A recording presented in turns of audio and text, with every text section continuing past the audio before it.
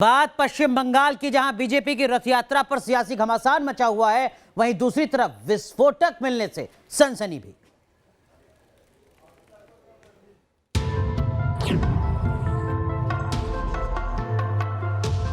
Gelatin की 24,000 छड़।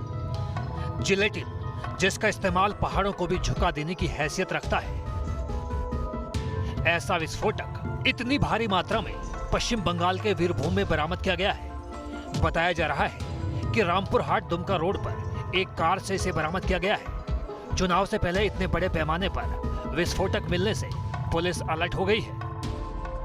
हिंसा और बम बारूद की बरामदगी के बीच बंगाल की सियासत में रथ यात्रा का मुद्दा भी गर्माता जा रहा है। बीजेपी 6 फरवरी से रथ यात्रा का आगाज करना चाहती है। बताया जा रहा है कि बीजेपी के राष्ट्रीय अध्यक्ष जेपी नड्डा इस यात्रा की शुरुआत खुद नवाद्वीप से करेंगे, लेकिन बीजेपी का आरोप है कि टीएमसी यात्रा की इजाजत देने में आनाकानी कर रही है। सूबे की सरकार ने बीजेपी को इस रथ यात्रा की अनुमति देने से इनकार किया है। बीजेपी के स्थानीय नेताओं से प्रशासन से इजाजत लेने को कहा गया है।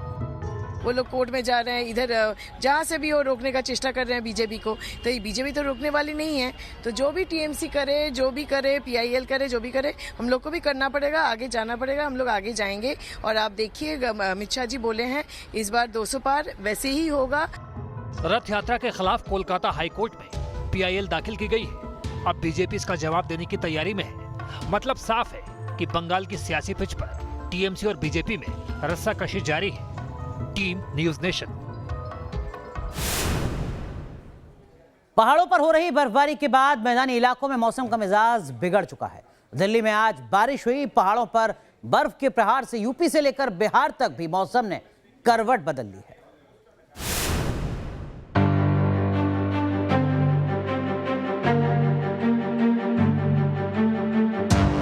दिल्ली वालों की सुबह का आगाज आज मौसम के बदले मिजाज से हुआ।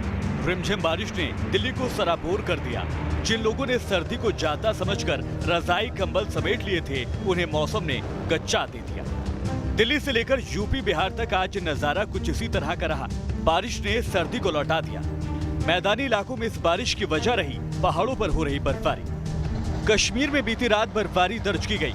द्रास में न्यूनतम तापमान -15 डिग्री दर्ज किया गया।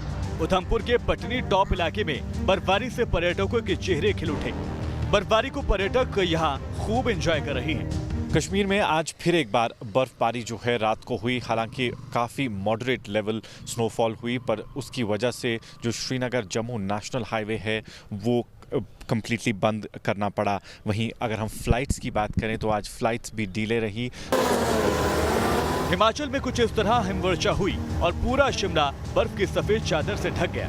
घर हो या खेत खलिहान, बर्फ के आगोश में समा गए। शिमला में 2021 की पहली बर्फबारी हुई है और बर्फबारी ऐसी हुई कि सब कुछ थम सा गया। रिज मैदान, माल रोड बर्फबारी से पूरी तरह से सफेद हो गया। ताजा बर्फबारी से राजधानी का ऊपरी शिमला से संपर्क कट गया है। जाती हुई ठंड की एक सुंदर सी एक छवि और देखने को मिली है। हमने तो एक्सपेक्ट भी नहीं किया था कि बर्फबारी देखने को मिलेगी। सर, जो ये बर्फबारी हो रही है बहुत टाइम बाद हो रही है। बहुत टाइम से बर्फबारी हुई नहीं। वैसे तो जनवरी के महीने में बर्फबारी हो जानी चाहिए। हिमाचल के धर्मशाला में भी मौसम ने अचानक करवट ली है। यहाँ के पहाड़ों पर भी भारी बर्फबारी हो रही है। Team news nation. ऐसी तकनीक अब आपको दिखाते हैं जिससे बॉर्डर पर घुसपैठ करने वाले की शामत आने वाली है। क्या है वो तकनीक जिससे आतंकियों की चाल नाकाम होने वाली है? ये खास रिपोर्ट देखिए।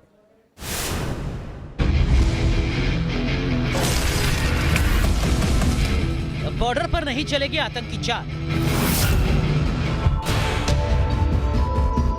इंटेलिजेंस शो सीमा पर करेगा कमाल। अब बॉर्डर पार से होने वाली आतंकी साजिश को करारा जवाब मिलेगा।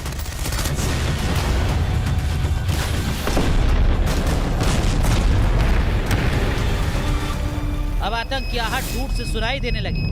सुरक्षा बलों के हौसलों के आगे न पाकिस्तानी आर्मी टिक पाएगी और न ही आईएसआई के पाले हुए दहशतगर्द। सीमा पर तैनात जवान सबको दोजख में पहुंचाएंगे, क्योंकि सेना के लिए तैयार हुआ है खास खुफिया उपकरण। ये वो इंटेलिजेंस शो है जो सीमा पर होने वाली हर हरकत पर नजर रखेगा। दावा किया जा रहा है कि ये जूता सीमा पर होने वाली किसी भी हरकत की सूचना देगा। करीब 20 किलोमीटर के दायरे तक को ये जूता कवर करेगा। इस शूज़ को जवान पहने होंगे और इसका जो नेटवर्क सिस्टम है वो आपका बॉर्डर एरिया पे होगा, जिसका रेंज है 20 से 25 किलोमीटर। बिना सिम कार्ड के ये काम करता है और इंटरनेट से अटैच करते हैं तो उसका रेंज अनलिमिटेड हो जाता है। दावे के मुताबिक ये जूता महज कुछ ही सेकंड में दूर से आते शख्स की पूरी जानकारी दे देगा। जानकारी के साथ जंग का अहम हथियार भी साबित हो सकता है जूता। इसमें लगे 2 फोल्डिंग 9mm के गन से फायर किया जा सकता है। इस शूज के माध्यम से जहां सरहद पर अगर कोई भी व्यक्ति या कोई भी जानवर प्रवेश करने की कोशिश करता है तो तुरंत रेडियो फ्रीक्वेंसी की मदद से इस शूज को इंफॉर्मेशन हो जाती है। इसके साथ ही इसमें एक छोटा सा ट्रिगर भी लगा हुआ है। अगर दुश्मन सामने आता है या ऐसा कोई खतरा आता है तो इस शूज के द्वारा फायर भी किया जा सकता है। इस इंटेलिजेंस जूते को श्याम चौरसिया ने बनाया है। श्याम का दावा है कि जूते का वजन महज 650 ग्राम है। रबड़ और स्टील की प्लेट को मिलाकर इसे तैयार किया गया है। 1.5 साल का समय लगा। जो कॉस्ट आया इसमें 30 से 35 हज़ार रुपये का कॉस्ट आया था। ये पूरी तरह से बन के तैयार है और क्योंकि जब हम इसको बॉर्डर पे ले जाएंगे तो वही है, थोड़ा सा हमें चेंज करना होगा। प्रोटोटाइप है ये। श्याम के इस इनोवेशन से सभी बेहद प्रभावित हैं। वाराणसी के इंजीनियरिंग कॉलेज के प्रोफेसर और प्रबंधन ने इस आविष्कार की तारीफ की और इसे डिफेंस तक ले जाने में मदद का भरोसा भी दिया है। वाराणसी से सुशांत मुखर्जी के साथ टीम न्यूज नेशन। ऑस्ट्रेलिया के पर्थ में बुश फायर बेकाबू होती जा रही है। तेज हवा के चलते जंगल की आग को काबू करना दिन ब दिन मुश्किल होता जा रहा है। इस आग से अब तक 81 घर बर्बाद हो चुके हैं। 250 से ज्यादा फायर फाइटर्स और कई हेलीकॉप्टर इस आग को बुझाने के लिए कई दिन से लगातार मशक्कत कर रहे हैं, लेकिन अभी तक हालात पर काबू नहीं पाया जा सका।